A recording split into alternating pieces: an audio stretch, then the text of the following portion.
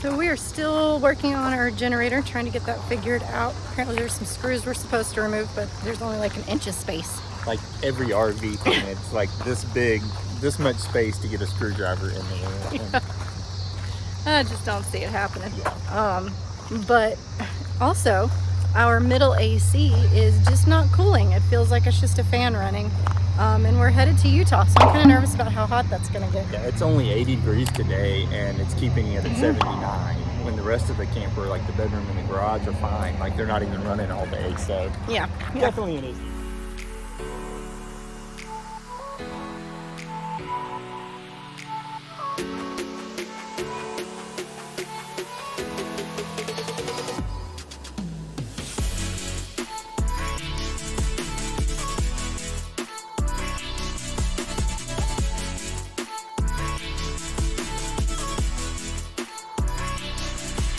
Our middle AC is just not cooling. It feels like it's just a fan running. And we're headed to Utah, so I'm kind of nervous about how hot that's going to get. Yeah, it's only 80 degrees today, and it's keeping it at 79. When the rest of the camper, like the bedroom and the garage, are fine. Like they're not even running all day, so Yeah. definitely an issue. So here's our discussion. I think we should open up the door or window to let some air in because it's cooler outside than it is in the RV. I feel like there's humidity, and also there's gnats that are like tiny, can get through the screen door. And you know, there's little gaps down at the bottom of the door, the screen door, that allows bugs to get in. So But I it's am like anti-open door. 80 some degrees in there and it's cooler outside. So it seems like it would make sense to open up the door to let some cool air in. It's an ongoing conversation. It is an ongoing conversation. It's gonna be open whenever he's not. It's gonna be open because it's hot. So let us know your thoughts and who's right about what to do whenever it is warmer inside than it is outside. What do you guys do?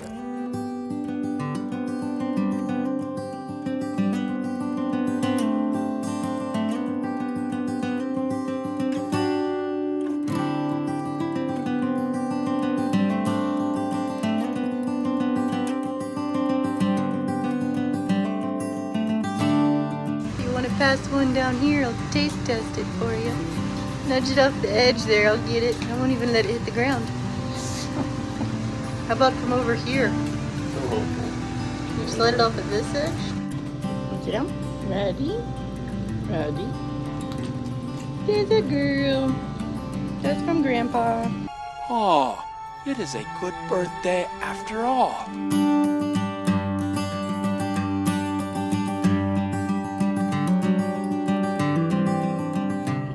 Got done in Target. Totally forgot to pull the camera out and do any recording because we were deep in research for vacuums, but we found a vacuum and it was a Dyson V8, D11, Dyson something. V8. We installed the new vacuum. I'm so excited. They gave us these super long screws and we weren't sure if it would go through the side of the RV, so we used some smaller screws. So let's see, did it go through the RV? Did it go through the RV? We're good. We're happy. good. I would not be happy if it went to the RV. Those are some long screws they gave us. So. Yeah, but they put backer board in there, so like I figured that was just the back of the backer board, but still makes you nervous. Anytime you drill anything in an RV, it makes you really nervous. Especially to the outer wall. Yeah. And you don't really know what's behind the walls either. So. Alrighty, so we picked up our mattress for the garage today from a place called Comfort King in Sioux Falls. Yeah, it's a great little mattress store. They do custom mattresses, so you can give them the dimensions you want. You can tell them how soft you want the mattress to be, and they can make one to what your specifications are. So it's kind of cool. Yeah, last time we were in Sioux Falls, we needed a new mattress, and this time we needed one for the back, and realized the ones at home that we have were too big. So we measured it, and it was like 11 inches, which is really small. But they were able to make it custom for us.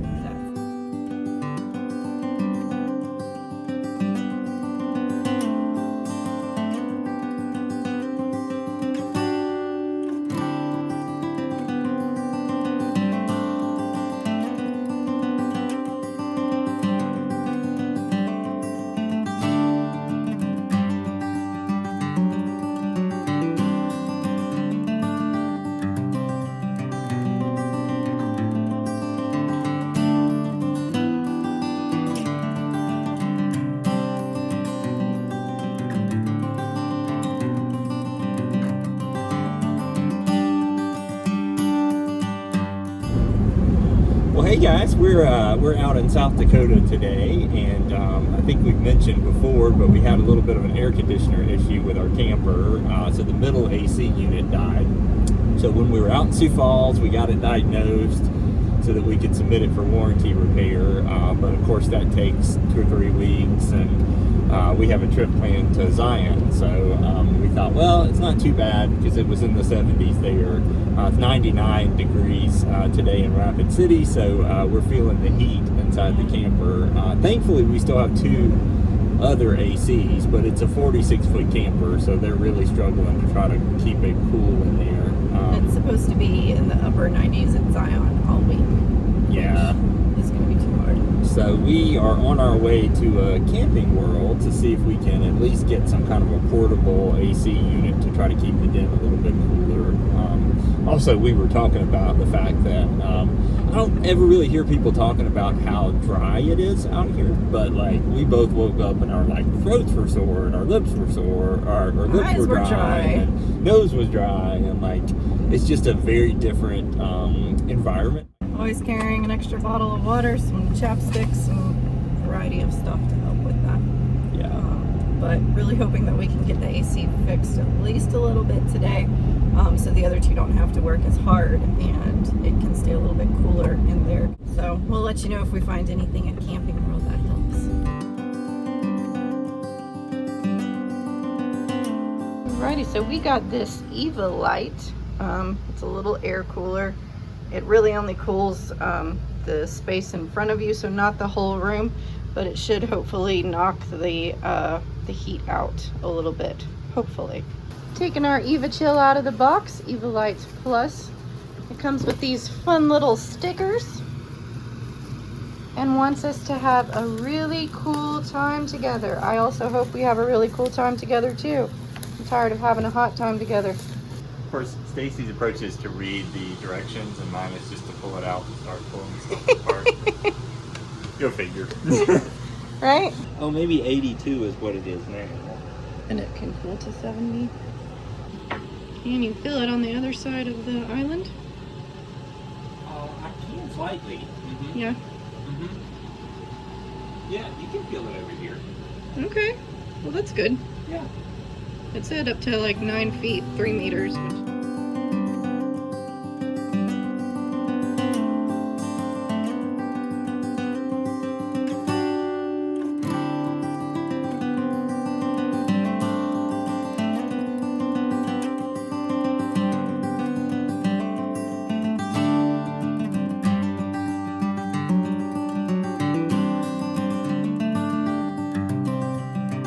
We learned that a massive hailstorm had occurred a few days before we arrived.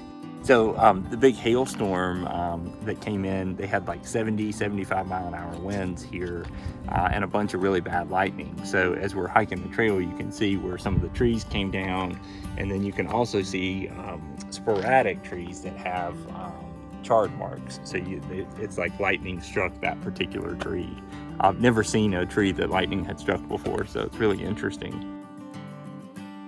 We still had a good time learning about the tower, hiking around the base, and watching rock climbers during the day.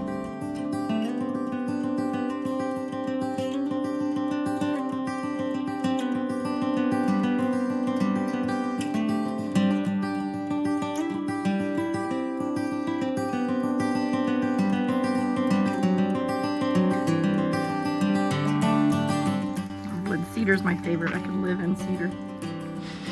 That's not cedar. That's not good. Almost done it. What's your thoughts on the rock climbing, Matt? You won't see me doing that. I mean, it's awesome. You know, you go up 1,500 feet, so like the weather pattern's changing and everything when you're climbing it, but I think I'd prefer for a helicopter to set me on top and pick me back up. Yeah, this guy in 1941 decided to parachute, and he parachuted in on top of Devil's Tower. Then he couldn't get down. Well, he dropped his rope. Oh, he dropped his rope. Yeah. I didn't read that part. So then he couldn't get down, and so they had to send rescue climbers up, and it took them 7 days to get him down. Yeah, it's crazy.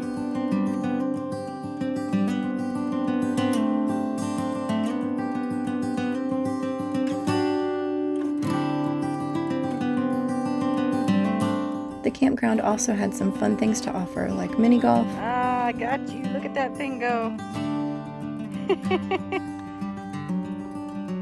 Oh.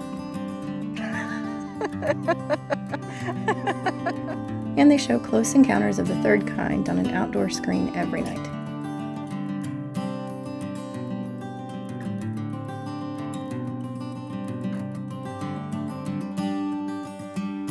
This is one of our favorite places to camp.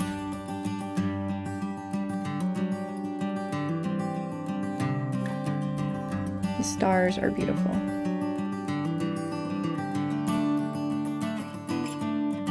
Bella saw some horned bunnies, which drove her crazy at this campground because they would just stare at her and not move.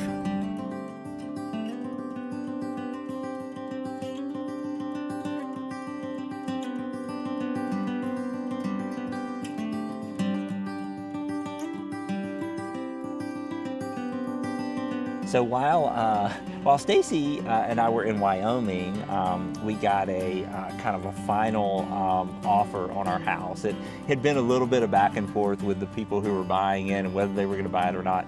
They offered they put together a decent offer, and they said, you know, their only stipulation was that we closed, I think, in like 2.5 weeks. Yeah. Stacy had Bella, she was working. I had a little bit of time that I could take off of work. So I was able to fly back to North Carolina. She and Bella stayed in Me and Bella had a Wyoming. good time at Devil's Tower. Poor Matt was just exhausted. He got like an hour's sleep, and I took Bella over to watch the movie that they were showing, Close Encounters of the Third Kind. We took walks. We had, you know, snacks and food and sunsets, and it was gorgeous. And poor Matt was just like up all night moving and taking care of everything. Well, bad decisions were made on my behalf. I really wanted to spend as little time there as possible because I was enjoying time in Wyoming. So I said, okay, I'm gonna fly in on Monday. We're gonna move everything out on Tuesday, and I'm gonna fly back on Wednesday. Well, you know, I didn't get there till like 10 o'clock or 11 o'clock at night on Monday. Got everything moved out, got to a hotel at 7 and just crashed. Chaotic, but it was done quickly. So that started our full-time journey. Yeah, we were officially full-time. Everybody say bye, house!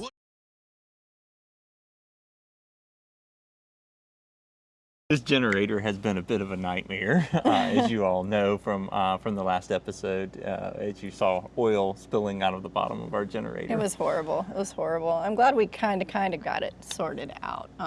Yeah, there was an issue with RVMP at the factory. They did not torque a rear oil fill plug to the appropriate torque specs. And so essentially you can't see that torque or that particular oil plug, and you can't get to it because the generator is in this tight little compartment. So you actually have to remove the generator to get to the back of it to do anything with it. So it's a bit of a nightmare. There's no way to prevent that from happening, but once oil spills all over your generator, it's kind of hard to come back from that. It's kind of gone. So we put that in to get done, and then Matt noticed the air conditioner in the middle was not working, and this was all happening at the same time. So we had no generator, and then the middle AC went out. Was it that one that they came and checked out the AC and did the thing, or was that the next? Yeah, it was that one. When they were there looking at the generator, we also had a slide out drawer that wasn't working the right way, and then we had the air conditioner issue. And ultimately determined that it had lost all of its Freon. So that was kind of the reason that the AC was bad, and it's a sealed unit. So when they lose Freon like that, you really can't do anything but replace the whole air conditioner. Mm-hmm. So we put in an order for a generator and a main AC. However, Right. This was not the end of our issues that we were facing at the time. While we were in Sioux Falls, we not only had a generator issue and an AC issue, and various drawers kind of messing up, but also Matt noticed the crack in the sidewall near the bedroom slide. And we were just like, this RV is falling apart. What did we do? We're selling our house, which happened on this particular episode. Yeah. We got to sell the house, but everything is falling apart, and and we sold our house, and this thing is just gonna crumble. I don't know what we're gonna do. So there was a lot of things happening to our RV in this particular episode. By the time you guys get to see this video, the RV will be up in Indiana, either getting fixed by Brinkley or have already been fixed by Brinkley, because they're just an amazing company and they're taking care of everything for us. So I'm not worried about the crack or any other issues that we've ever had. Still my favorite RV. Yeah. They'll stand by the rig and making sure that everything's right. So I feel good about that.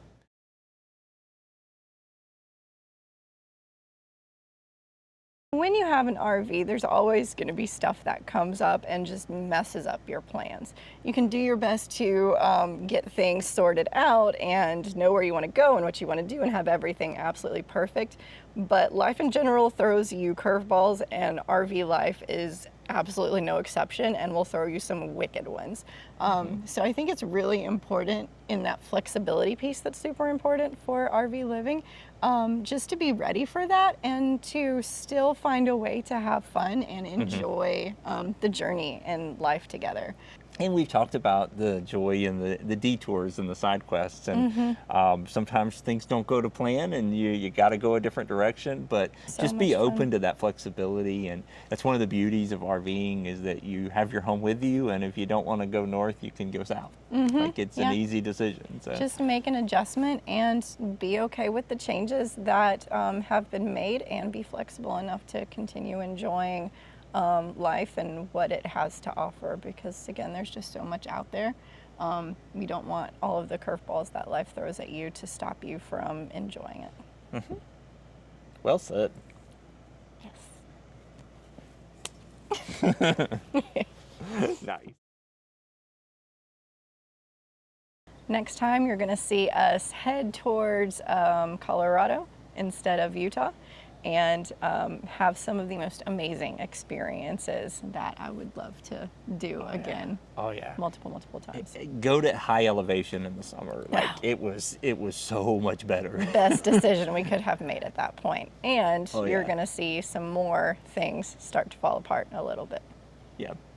Welcome to buying a new RV. Welcome to RV life.